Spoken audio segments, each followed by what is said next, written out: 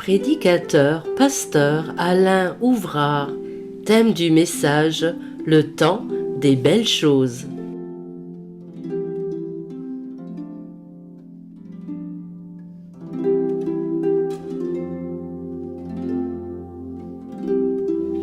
Chapitre 3, nous allons lire une dizaine de versets et qui va nous situer dans notre réflexion, dans notre méditation.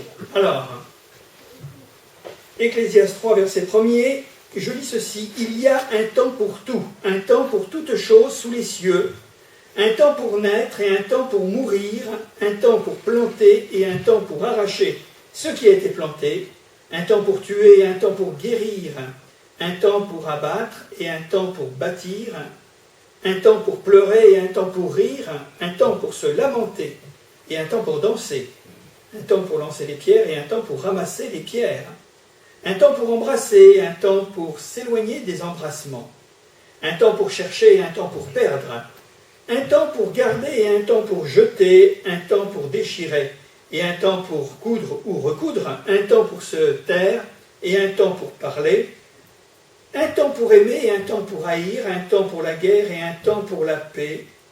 Quel avantage celui qui travaille retire-t-il de sa peine? J'ai vu à quelle occupation Dieu soumet les fils de l'homme. Il fait toutes choses belles en son temps, même. Il a mis dans le cœur la pensée de l'éternité, bien que l'homme ne puisse pas saisir l'œuvre que Dieu fait du commencement jusqu'à la fin. Alors on était un petit peu perdu dans toutes ces antithèses, là, ces comparaisons et ces contrastes, ces contraires. Et je crois que ça a été écrit pour bien montrer que la vie des hommes, le monde, eh bien, est fait avec cet espace que l'on appelle le temps. Voilà, on le sait, quand on a vécu un petit peu, il y a une variété de choses qui s'inscrivent dans le temps, et il y a un temps pour faire, et un temps pour préparer ce que nous allons faire, un temps pour vivre ce qui a été fait. Et comme ce même auteur du livre de l'Ecclésiaste, il dit ceci: eh bien, il n'y a rien de nouveau sous le soleil. C'est comme ça depuis toujours, et c'est ainsi qu'est la vie. Alors j'aimerais porter une réflexion ce soir sur eh bien, cette question du temps. C'est tellement important. Vous savez, on vit au rythme des événements, hein, et les choses vont quand même tellement rapidement. Avec notre monde moderne, l'informatique, l'information, alors on passe d'une chose à une autre et on oublie très vite parce que nous sommes emportés par le temps. Et c'est vrai qu'on y considère bien les choses, c'est vrai que c'est un tourbillon. La Bible en parle, elle nous parle d'une vapeur. Elle nous parle comme d'une fleur qui éclot le matin et qui le soir, eh bien... Mais j'aimerais justement, eh bien, peut-être aller en précision dans tout cela, parce qu'il y a un temps pour penser à Dieu. Et vous savez que nous l'avons lu il y a un instant, il nous est dit que, je le relis, puisque toutes choses sont faites bonnes et belles, si véritablement nous restons dans le cadre de ce que Dieu a préparé pour nous et si nous le désirons naturellement, hein, il n'y a pas d'obligation, l'homme reste libre. Et il nous est dit qu'il a fait toutes choses belles en son temps, donc il y a un temps précis, particulier, on en parlera. Et il nous est même précisé que Dieu a mis dans le cœur de l'homme la pensée de l'éternité. Voilà. Alors c'est contrastant parce que vous avez le temps et l'éternité. Et nous sommes renfermés entre un début et une fin. Nous sommes finalement des êtres finis. Et nous nous dirigeons, si nous comprenons bien le dessein de Dieu, vers l'infini, c'est-à-dire l'éternité. Et même si on y réfléchit, il nous est dit bien que l'homme ne puisse pas saisir l'œuvre de Dieu, que Dieu fait du début jusqu'à la fin, de son commencement jusqu'à la fin. Et c'est vrai que probablement à travers tous les siècles, toutes les sociétés qui se sont succédées, les temps, eh bien l'homme a véritablement du mal à comprendre les choses, parce qu'on connaît l'histoire, et l'histoire elle est écrite, hein, on ne la refera pas. Maintenant il y a le temps présent, et puis il y a le temps à venir qui est un souci d'angoisse pour nombre de personnes, l'incertitude de l'avenir. Mais il nous est dit que, et moi je voudrais me réconforter et peut-être vous communiquer une espérance, c'est que Dieu a fait toutes choses belles en son temps. Et c'est vrai qu'il n'y a pas que des choses belles dans le monde, dans notre vie, dans la vie des hommes. Alors, je voudrais recadrer un petit peu les choses par rapport à ce que nous sommes, nous les hommes, et parler un petit peu des attributs divins, ou tout simplement du caractère même de Dieu. C'est que Dieu est l'éternel présent. Voilà. Quand il s'est révélé à Moïse, Moïse lui a posé la question, mais quel nom portes-tu? Que dois-je dire de ce que tu es? Et Dieu lui dira, ben, je suis celui qui suis. Alors je ne sais pas si ça vous contente, mais ça nous montre en tous les cas bien, cet éternel présent. Et le temps de Dieu est permanent. Nous avons quelquefois l'angoisse de voir des choses nous échapper, en disant, bien voilà, c'est fini, mais est-ce que c'est véritablement fini? Alors l'association de notre vie, de notre âme, de notre existence à Dieu, eh bien, elle est marquée justement dans cette proposition de bien réfléchir que Dieu est l'éternel présent, qu'il est celui qui demeure, et si nous voulons marcher avec lui, eh bien, c'est vrai qu'il n'y a jamais de hasard, il n'y a pas de perte, parce que qu'est-ce que l'on appelle une perte? Qu'est-ce que l'on considère sous ce sens? Parce que nous savons que Dieu agit toujours selon sa volonté qui est parfaite. D'ailleurs, Paul le dira, que toute chose concourt au bien de ceux qui aiment Dieu. Et ce sont des choses à considérer. Alors celui qui a une ouverture de cœur par rapport à la Bible, par rapport à l'Évangile, par rapport à la vérité que Dieu nous a révélée dans sa parole, alors nous pouvons considérer que, en tous les cas, sa volonté parfaite est offerte à notre foi, et si nous voulons véritablement fonctionner de cette manière, eh bien nous allons voir de grandes choses. Et nous allons vivre de grandes choses. Parce que si nous nous arrêtons à nos analyses, à nos conceptions qui sont très... notre manière de penser qui est d'une manière très... c'est réducteur, alors nous n'allons pas aller très loin, naturellement, et nous pouvons très facilement, et le monde peut très facilement tomber dans le désespoir en fonction des événements, des circonstances. Nous, les hommes, nous évaluons le temps en fonction de nos appréciations humaines, de notre histoire, de notre présent, qu'il soit bon ou qu'il soit mauvais, l'un et l'autre d'ailleurs, passé et présent, en fonction des nécessités. Et quelquefois, il y a des choses qui nous bousculent, des choses qui nous traumatisent, des choses qui sont dramatiques. Alors les nécessités, ou alors nos besoins. Et les besoins, nous en avons tous les jours. C'est pour ça que dans le Notre Père, vous remarquerez qu'il nous est dit d'une manière admirable, et c'est Jésus qui nous l'enseigne, eh bien justement de compter sur lui, de lui faire confiance, parce que dans ce même contexte du sermon sur la montagne, il dira, mais votre Père sait que vous en avez besoin. Et ça, c'est un appel, eh bien tout simplement à nous confier, ou tout simplement nous livrer entre ses mains en disant, mais puisque toi tu sais toutes choses, tu es au ciel, nous sommes sur la terre, tu connais à la fois eh bien, nos nécessités et nos besoins, eh bien, nous te faisons confiance et nous comptons sur ta parole. C'est ce qu'on appelle tout simplement eh bien, la foi. D'où notre impatience quand les choses ne se font pas comme nous le pensons. Et c'est vraiment le problème majeur de l'homme, problème également de notre société, de notre monde moderne, où nous pensons que tout doit aller vite. D'ailleurs, on a fait en sorte, avec la manière de concevoir le service même, le service où tout ce que nous pouvons attendre, moyennant naturellement des espèces sonnantes et trébuchantes, que nous devons être servis en premier, que nous devons être servis tout de suite. Et nous n'avons pas forcément appris des vertus ou tout simplement des qualités cardinales telles que la patience. Et vous savez que la patience, ça nous joue de mauvais tours. Parce que pour rater des affaires, soyons impatients.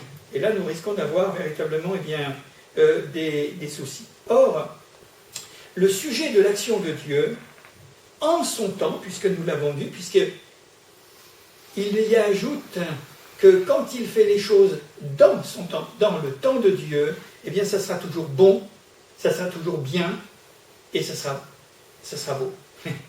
Nous en avons fait l'expérience du savoir attendre, où nous avons tenu notre âme en patience, et parce que nous avons véritablement compris cette leçon, on a été bénis, on a été honorés, on a été exaucés au-delà de toute mesure. Et ça, c'est formidable.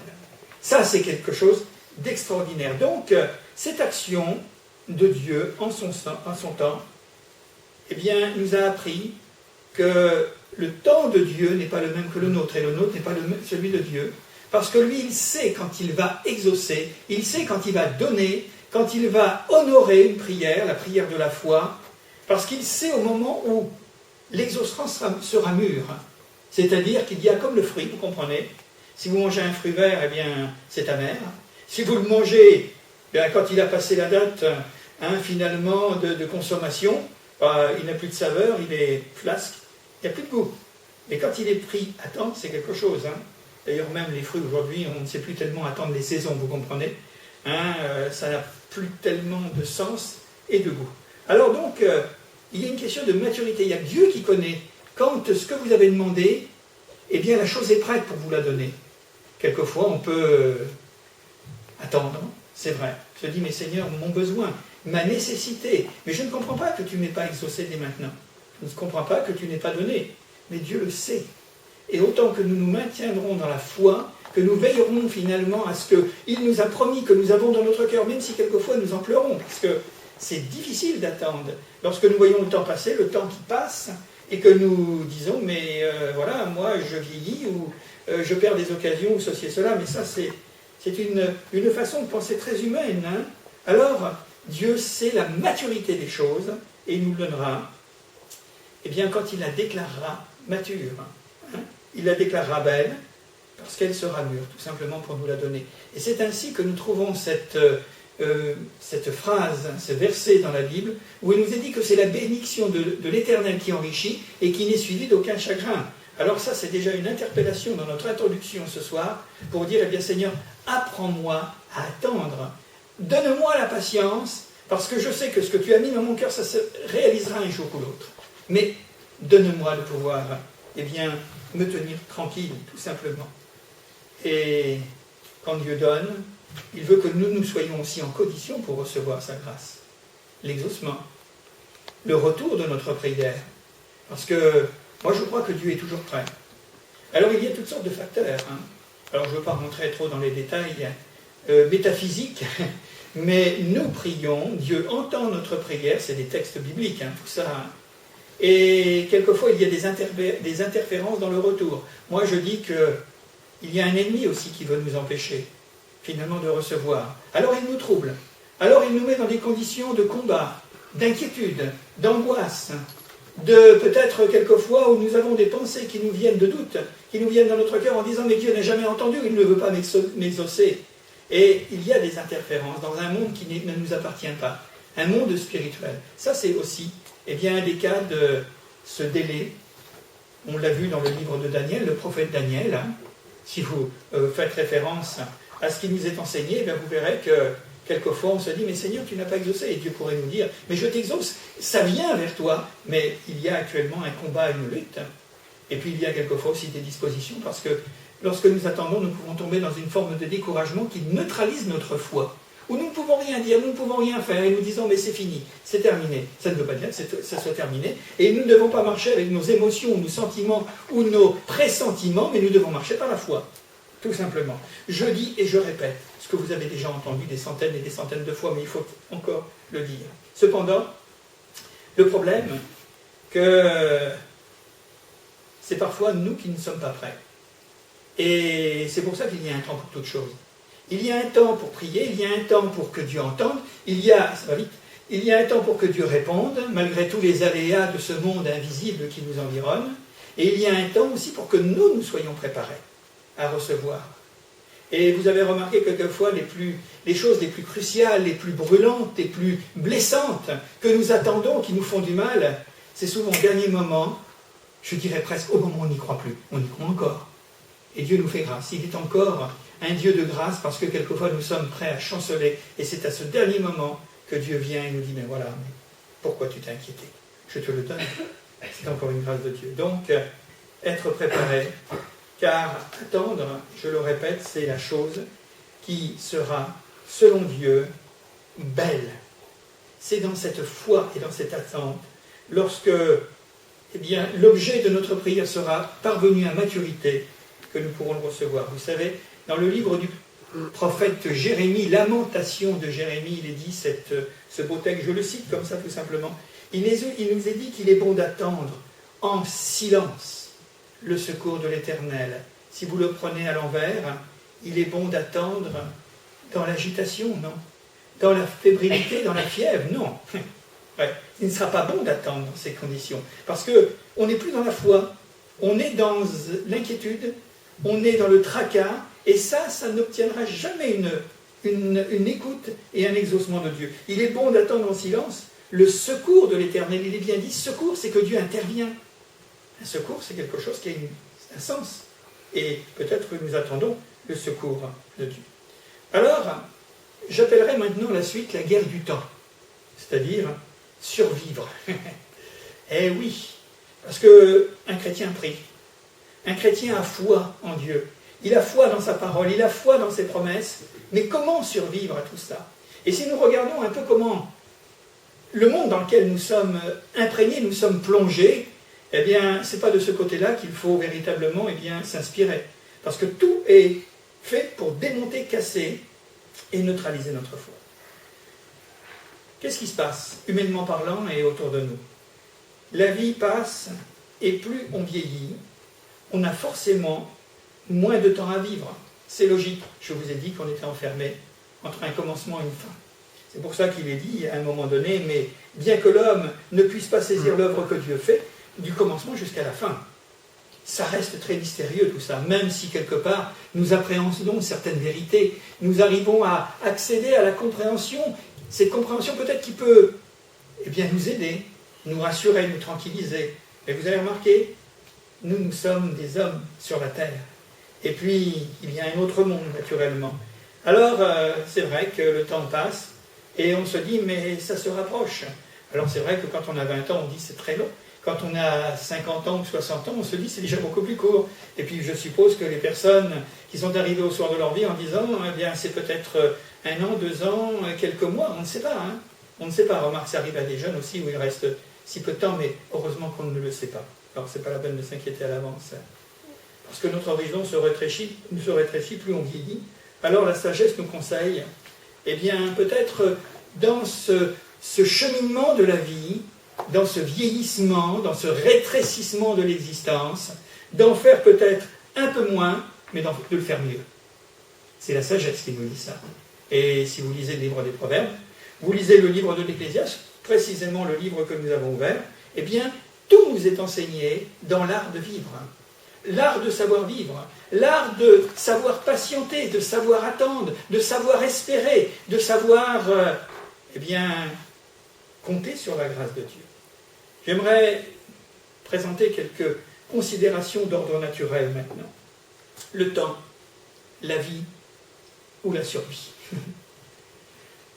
Il y a des hommes qui ont une vie, qui survivent. J'espère que ce n'est pas le cas des chrétiens, nous devons avoir une raison plus forte et plus grande. Ce n'est pas de la survie, nous vivons. Et il faut bien s'imprégner que Dieu nous a appelés à la vie et non pas à la survie. Et nous avons des expressions pour parler de tout cela. On dira perdre son temps. Voilà, il perd son temps. Je ne sais pas si ça se perd, si ça se gagne. Je vais gagner du temps. Ça n'a qu'une valeur tout à fait particulière, naturellement. Et c'est quelquefois un facteur de stress, de savoir que nous perdons du temps. Alors il faut le rattraper. Et quelquefois, ce qui nous rattrape, c'est l'accident. C'est l'erreur. C'est toutes sortes de choses qui peuvent survenir dans notre vie parce que nous avons ce sentiment que ça nous échappe.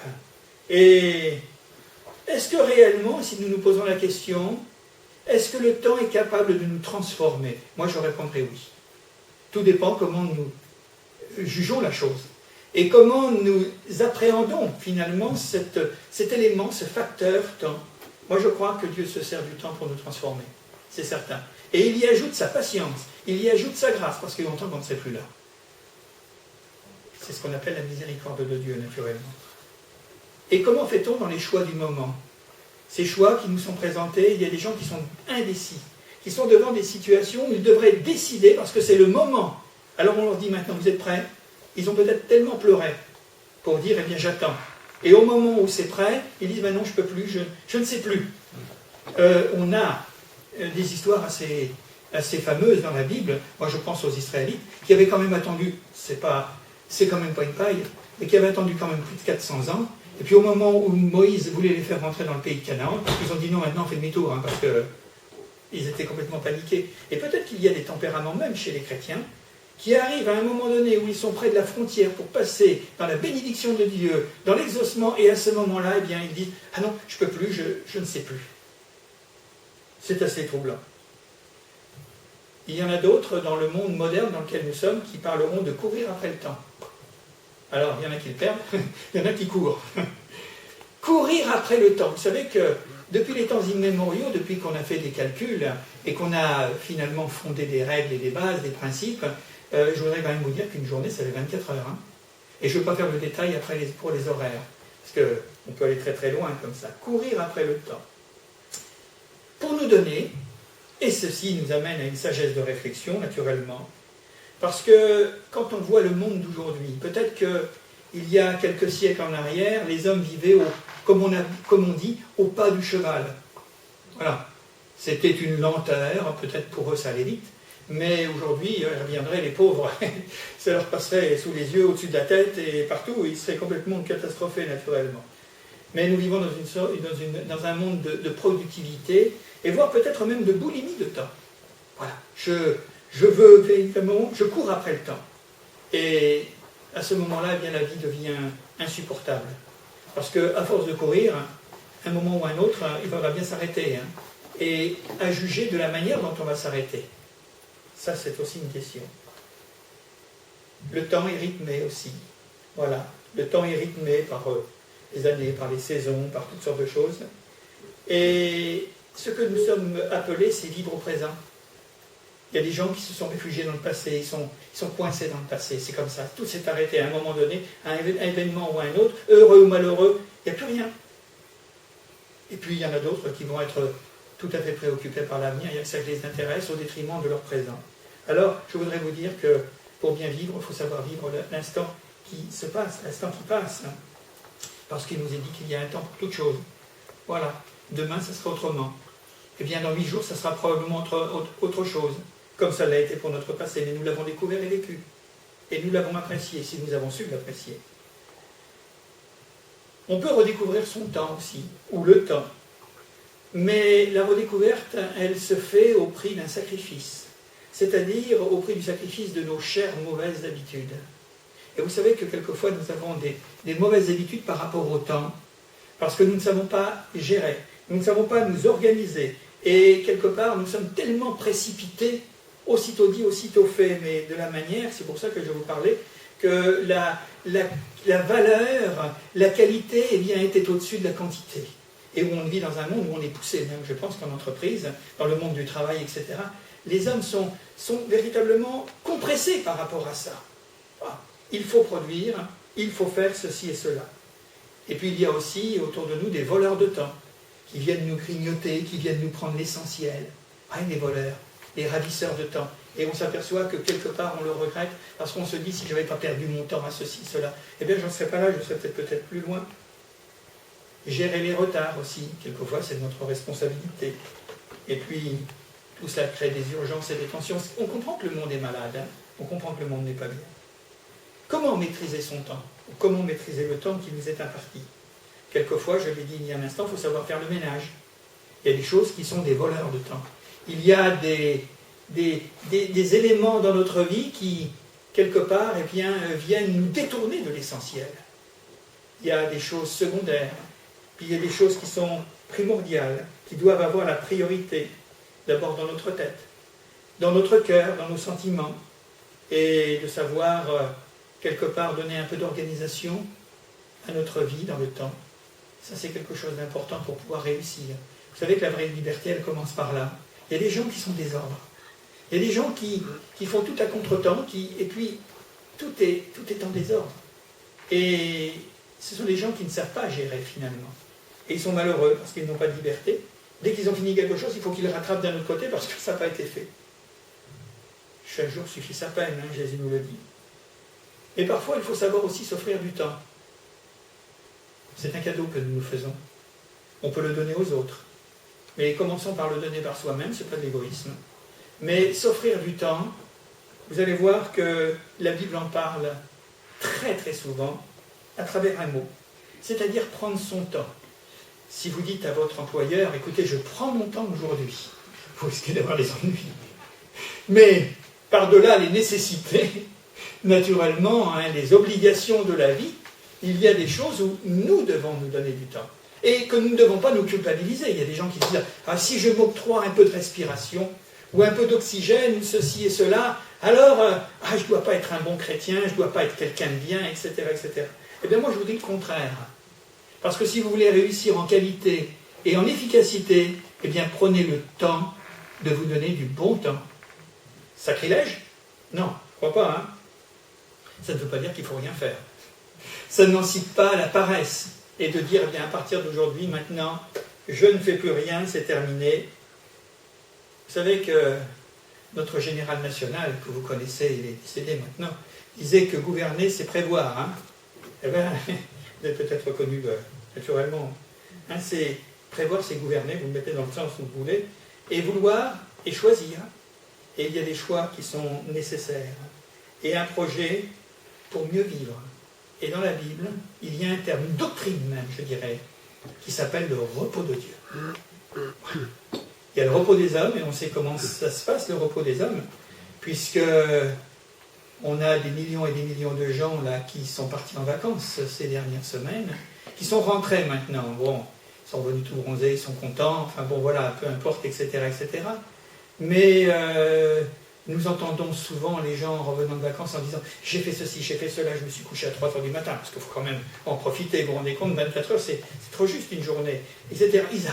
Ils arrivent au travail, au bureau, en disant « qu'est-ce que je suis fatigué ». Imaginez-vous un peu, c'est terrible une chose pareille. Alors on devrait supprimer les vacances. Je crois que le monde se porterait mieux. Enfin bon, pour l'instant je ne suis pas encore pressenti pour être ministre du Travail, ça risque pas, mais toujours est-il que, voilà, c'est ça, prévoir naturellement le repos. Et je crois qu'il y a une cadence dans la création de Dieu.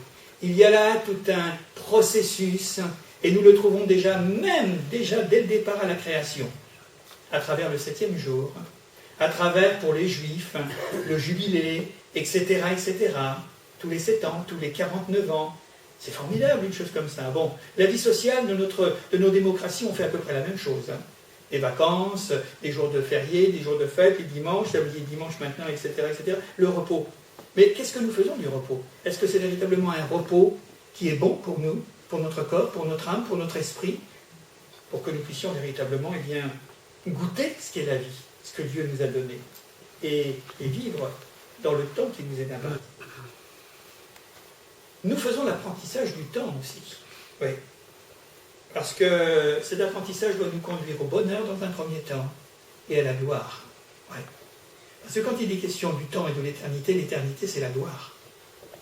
Et ce sera un bonheur qui n'a rien à voir avec le mot que nous employons aussi dans notre langage, dans toutes nos langues terrestres, le mot bonheur, qui est souvent mélangé avec quelquefois des choses qui ne sont pas le bonheur.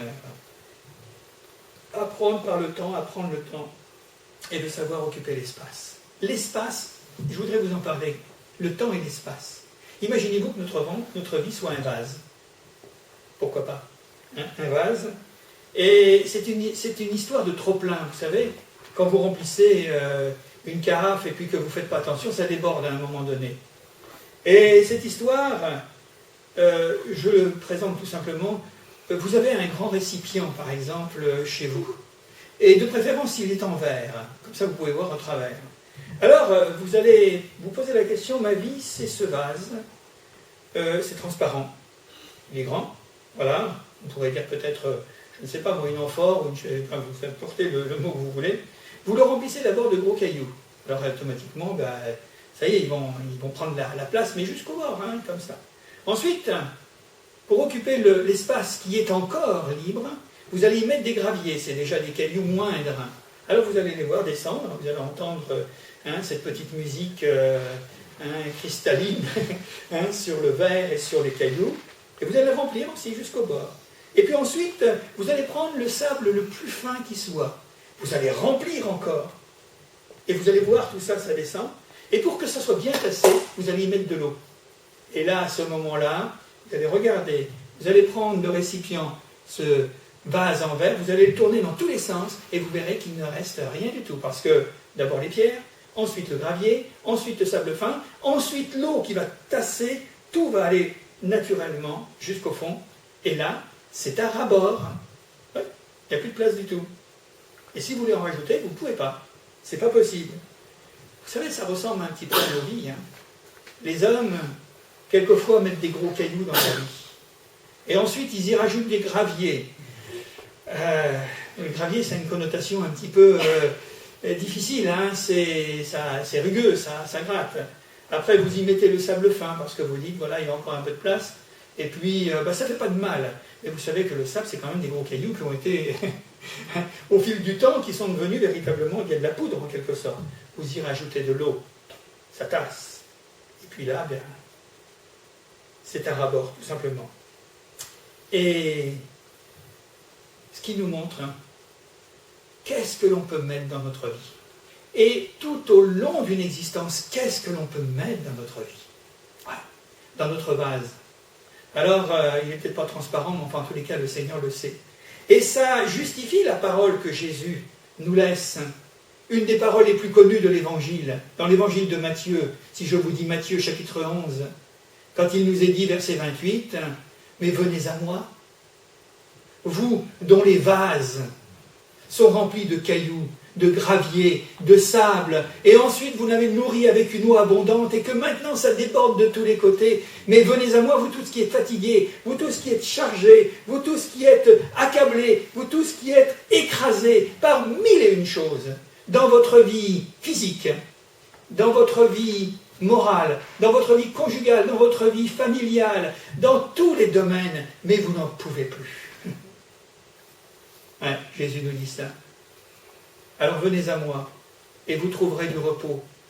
Vous trouverez du contentement. Vous trouverez du soulagement. Et vous savez, une des choses qui nous sont proposées à travers notre démarche pour venir à Jésus, c'est de nous vider. Et peut-être les gros cailloux, ça représente un petit peu notre vie passée avec nos fautes, non avouées, gardées, conservées, caressées. Les graviers, c'est la même chose. Le sable fin qui ne laisse pas trop de traces, c'est pas trop difficile, mais qui font que toutes ces habitudes viennent nous remplir et nous remplir et nous remplir encore jusqu'à la fin. Et on est mouillé par des larmes, par des chagrins, par des peines, en disant « je ne peux plus ». Voilà, notre monde, il est obèse. Notre monde, il est chargé, il est écrasé, il n'en peut plus, il suffoque. C'est pourquoi l'apôtre Paul dira mais que la nature soupire comme les douleurs de l'enfantement, parce que ça y est, ça explose. Vous savez, quand on voit l'état du monde aujourd'hui, le monde moral, le monde politique, le monde économique, on se dit, mais où va-t-on? Remarquez, on n'est pas les seuls à se poser la question, parce que de siècle en siècle, ça a toujours été comme ça. Il y a un temps pour toute chose. Hein. Il y a un temps pour se faire la guerre, il y a un temps pour la paix. Il y a un temps pour aimer, puis il y a un temps pour haïr. Voilà, c'est cyclique tout ça. Et pendant ce temps-là, le monde est en train de mourir sur pied. Il ne peut même plus bouger. Il ne peut même plus prendre des décisions. Il n'est même plus capable, finalement, d'envisager des choses en bien, dans ce qui est bon, mais d'une manière efficace. C'est trop lourd. Alors, c'est quelque chose, mais il faut le dire. Je vais terminer avec une dernière pensée, qui peut être aussi appropriée à notre réflexion. C'est dans le livre aux Éphésiens, c'est Paul qui nous écrit ça. Chapitre 5, versets 15 à 17, il nous est dit cette parole, et c'est intéressant de le prendre en considération parce que ça nous montre un petit peu ce que ça vient étayer ce que nous disons il y a quelques instants. Et au chapitre 5 et verset 15, il est dit « Prenez donc garde afin de vous conduire avec circonspection ». Qu'est-ce que c'est que la circonspection? Avec mesure, avec réflexion, en considérant les choses, en tirant le meilleur parti et en rejetant ce qui est mauvais. La circonspection, c'est de la sagesse. Non comme des insensés, mais comme des sages. Seigneur, donne-moi la sagesse que je n'ai pas. Donne-moi ta grâce pour comprendre ce que je n'ai jamais compris ou peut-être voulu comprendre et qui fait que je suis malheureux. Et écoutez, il est dit au verset 16, cette parole en 3 mots, enfin, cette expression, racheter le temps. Donc on peut le racheter. On ne le rachète pas avec de l'argent, avec de l'or. On ne peut pas le racheter comme on pourrait peut-être aller chez un marchand de temps. Comprenez? Oui, en disant je voudrais racheter ma vie. Je voudrais racheter mes erreurs. Je voudrais racheter eh bien, toutes les fautes que j'ai commises, le temps que j'ai perdu. On va comprendre. Racheter le temps, car les jours sont mauvais. C'est pourquoi ne soyez pas inconsidérés et comprenez quelle est la volonté du Seigneur. Cela nous ramène à Dieu. Ouais. Avant, je ne savais pas. Avant, j'étais dans l'ignorance. Avant, toutes ces choses ne me disaient rien. Au contraire, ça m'embarrassait, voire ça m'horripilait. Mais aujourd'hui, j'ai pris conscience que moi, dans ma petitesse d'homme, sur cette terre, moi, l'être qui est fini entre un commencement et une fin, je me suis aperçu que la vie, c'était pas ça. On n'était pas comme des animaux, des bêtes. On était des hommes. Et parce que nous sommes des hommes, parce que je suis un homme, eh bien Dieu m'a donné une intelligence, il m'a donné une capacité, il m'a donné un cœur. Et je me suis mis à penser, je vais faire comme Salomon, vous savez, et je me suis mis à penser aux choses, à la vie, au temps, au devenir, à l'histoire, et ceci et cela. Et je me suis retrouvé face à toutes ces grandes questions existentielles, et Dieu dans tout cela. Comprenez quelle est la volonté du Seigneur. Et pour la plupart d'entre nous, nous nous sommes tournés vers le Seigneur, ou c'est lui qui s'est tourné vers nous et qui nous a dit, écoute, arrête de te débattre dans ta misère, dans ta pauvreté, dans ta médiocrité. Moi, j'ai quelque chose à te dire parce que je t'appelle, parce que j'ai quelque chose pour toi. Racheter le temps. C'est Dieu qui va nous aider. C'est lui qui nous a rachetés. C'est lui qui a payé le prix pour nous refaire, pour nous transformer, pour nous ramener à une nature normale. C'est pourquoi ne soyez pas inconsidérés. Arrêtez-vous. Vous qui courez après le temps pour essayer d'en vouloir plus, on n'ajoutera pas une coudée à la durée de notre vie avec nos inquiétudes. Ce n'est pas la peine de courir, ça ne sert à rien. Mais comprenez quelle est la volonté du Seigneur. Cette parole que Paul nous laisse, c'est tout simplement la sagesse. J'ai parlé de sagesse ce soir. Sagesse dans l'utilisation des jours de notre vie. Qu'est-ce que je fais des jours de ma vie? Tout simplement. Il s'agit du temps en général, en passant par les différentes étapes de la vie des hommes, l'enfance, la jeunesse, l'âge adulte, l'âge du milieu et puis la vieillesse naturellement. Faites tout simplement de cette question du bon emploi que nous pouvons faire, c'est-à-dire des occasions opportunes à saisir pour agir et de pratiquer le bien. C'est ça. Moi, je suis heureux de voir des hommes et des femmes, des jeunes gens et des jeunes filles, qui à un moment ou un autre entendent l'appel de Dieu, et Dieu se fait entendre. Moi, j'en suis convaincu. En tant que pasteur, on le sait. Et que certains passent en disant « Seigneur, je suis trop jeune, je suis trop occupé », jusqu'au moment où Dieu nous dira « Mais c'est trop tard. Les trop, ça fait comme mon histoire de vase, qui est trop rempli, vous comprenez, à un moment donné, il n'y a plus rien à faire. Par contre, je sais qu'il y a encore aussi des hommes qui saisissent l'opportunité du temps, les occasions où ils sont appelés, à ce moment-là, peut-être, avec un temps de réflexion, avec un temps de préparation, et qui vont découvrir le Seigneur, qui vont découvrir Dieu, qui vont se convertir, qui vont demander pardon à Dieu, et qui vont vivre une nouvelle vie, une nouvelle naissance. C'est ça ce qui est important. Racheter le temps, c'est le processus, et vous le savez. Nous trouverons toujours un puissant mobile de remplir notre temps et nous trouverons toujours un mauvais mobile de dire non, bien que les jours soient mauvais. C'est ça le problème. Tout le monde se plaint du temps, tout le monde se plaint de la politique, tout le monde se plaint de ce qui se passe dans le monde, mais personne ne fait rien. Parce que ce n'est pas une affaire collective, c'est une affaire personnelle. C'est quelque chose d'individuel. Tous les jours, est-ce que nous sommes convaincus ou non, en entendant les informations, ça va mal? Mais ça a toujours été mal. Donc, comme on sait que ça va mal depuis toujours, on se dit, c'est pas plus terrible que la semaine dernière.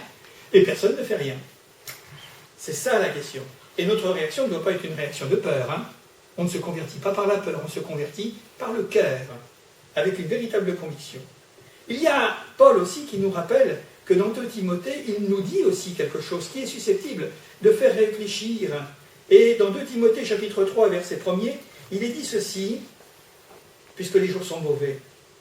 Paul écrira à Timothée, lui dira, mais sache que dans les derniers jours, il y aura des temps difficiles. Alors on peut le dire, Paul le disait déjà dans son temps, qu'est-ce que ça doit être pour nous aujourd'hui? Car les hommes seront égoïstes, première chose.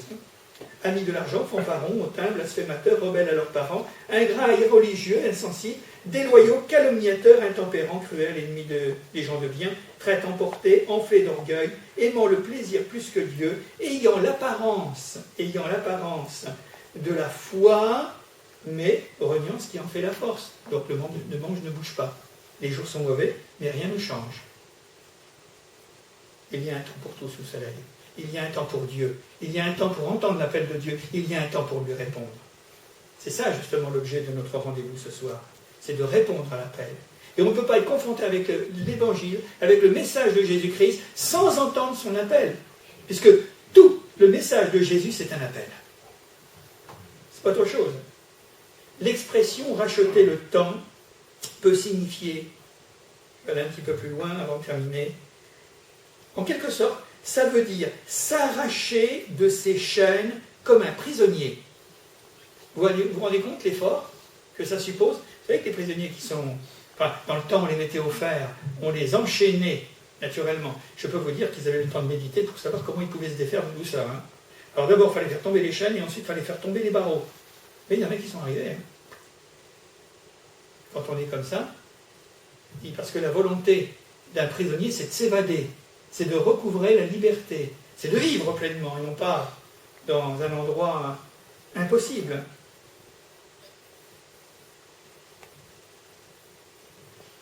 C'est ça ce que ça veut dire, tout simplement. Or, par comparaison, la vie chrétienne a son prix pour nous amener à comprendre qu'à chaque instant de notre existence, de notre vie, quelle est la volonté du Seigneur, parce que c'est la vraie sagesse. Et il y a un temps pour tout.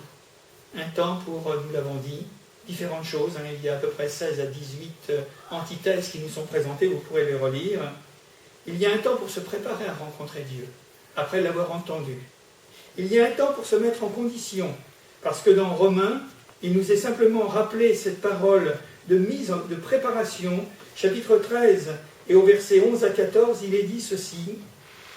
Cela importe d'autant plus que vous savez en quel temps nous sommes. C'est l'heure de vous réveiller, enfin du sommeil, car maintenant le salut est plus près de nous que lorsque nous avons cru. La nuit est avancée, le jour approche.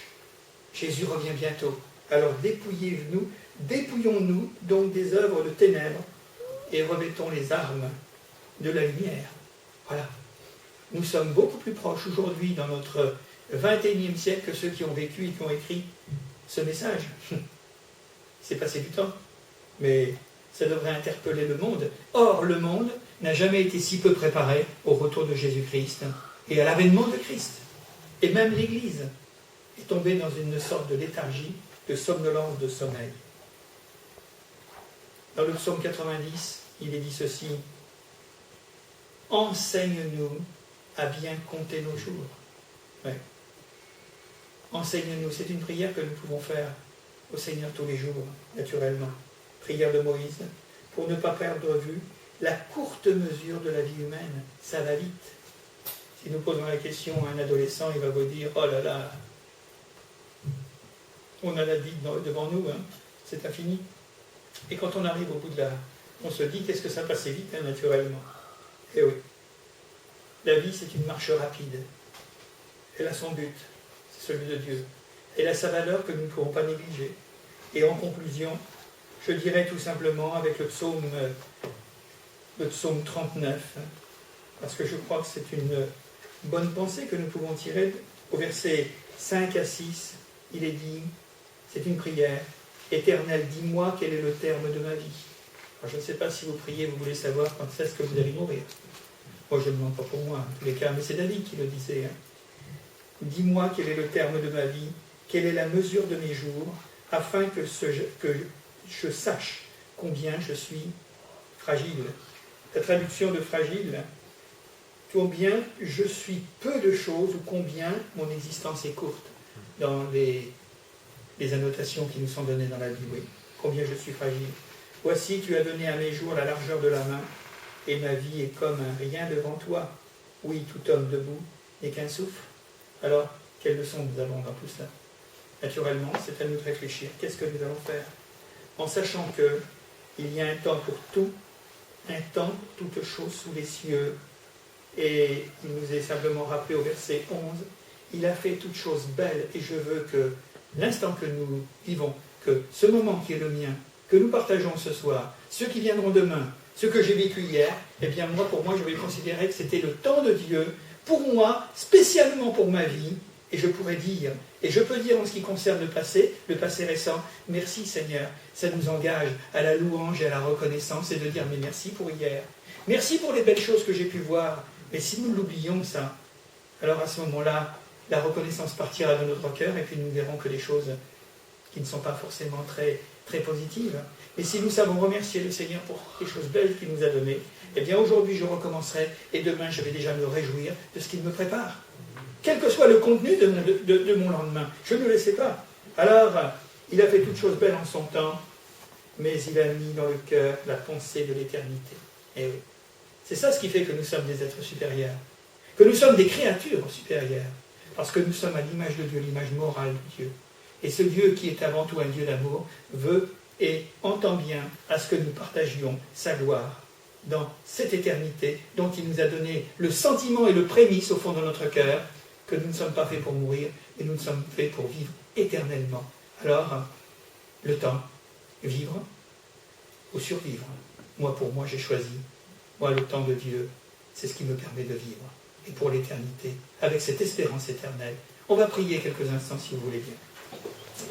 Seigneur, nous voulons te rendre grâce. Et nous te bénissons, Seigneur, parce que tu nous pousses à la réflexion. Et nous voyons que chaque créature, chaque homme, quel qu'il soit là où il se trouve, quelles que soient ses conditions d'existence, eh bien, tu lui as mis, Seigneur, au fond de son cœur une pensée. Cette pensée qui, quelquefois, est enfouie, empoussiérée. Cette pensée qui est souvent, Seigneur, encombrée, mais néanmoins, c'est quand même la pensée de l'éternité venant de Dieu. Alors, Seigneur, tu veux nous amener, Seigneur, à bien comprendre qu'il y a un plan pour chacun d'entre nous. Et ce plan, il n'est pas pour demain. Ce plan, il est pour aujourd'hui. Ce plan, je dois véritablement rentrer dans celui-ci, mais à l'instant, Seigneur. Oui, tu ne veux pas que nous différions les choses avec nos raisonnements, avec nos analyses, avec en regardant en arrière, en effet, Seigneur, en ayant peur de l'avenir. C'est maintenant, le temps présent, c'est le temps de Dieu. Et nous croyons que ce temps de Dieu, il est beau, il est bon, et il est véritablement fait pour chacun, pour chacune. Alors merci Seigneur, tu nous interpelles ce soir, et je te demande de bénir tous les auditeurs de cette parole de telle manière que véritablement chacun qui entend, qui comprend, qui réalise, eh bien puisse se tourner vers toi et accepter Jésus comme son sauveur personnel, parce que Jésus est la vie, et tu nous as dit, mais je suis tous les jours avec vous, jusqu'à la fin du monde. Alors merci Seigneur, merci pour ton éternel présent, ta permanence, et puis les belles choses que tu nous donnes à l'instant même où nous vivons. Merci notre Dieu.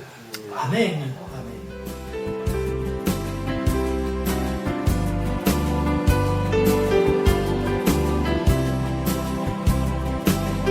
Pour écouter d'autres messages audio ou vidéo, retrouvez-nous sur www.add-saint-nazaire.fr.